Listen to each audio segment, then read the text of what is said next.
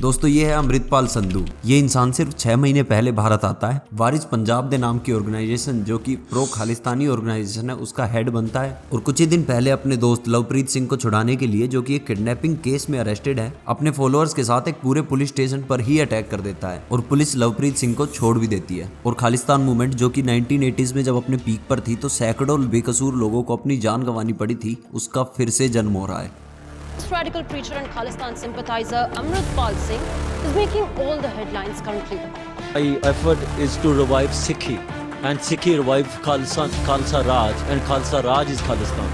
ये कुछ लोग हैं बस, और वो उनको फंडिंग होती है विदेशों से।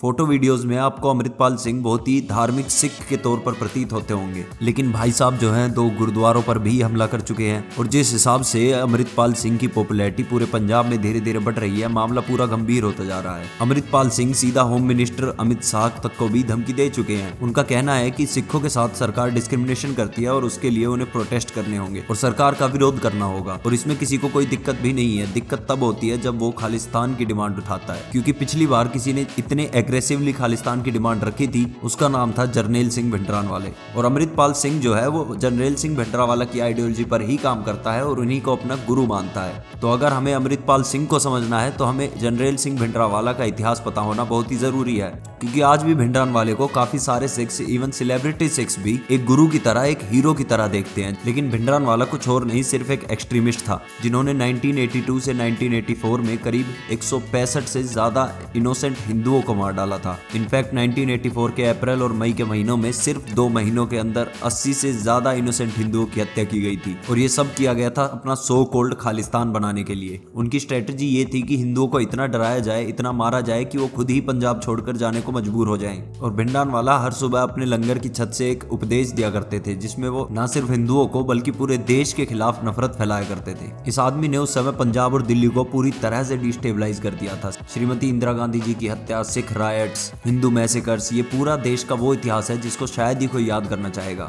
और अब यही मूवमेंट, यही सोच, यही आइडियोलॉजी लेकर अमृतपाल सिंह खड़ा हो रहा है। और अगर आपको लगता है कि ये बीमारी सिर्फ पंजाब के अंदर एक छोटे से इलाके में है तो आप शायद बहुत ज्यादा गलत हो। ये बीमारी सिर्फ भारत ही नहीं, भारत के बाहर भी काफी ज्यादा फैलती जा रही है। अभी कुछ समय पहले ही खालिस्तानियों ने मेलबर्न के अंदर इंडियंस पर अटैक कर दिया था। विदेशों के अंदर हिंदू टेम्पल्स को भी टारगेट किया जा रहा है। न्यूयॉर्क के अंदर 2022 में महात्मा गांधी जी का स्टैचू खालिस्तानियों ने डिमोलिश कर दिया था। तो ये खालिस्तान नाम की चिंगारी में आखिरकार फूंक मार कौन रहा है? तो जी 2016 में एक रैली के दौरान पंजाब में कुछ इस तरह के नारे लगे थे।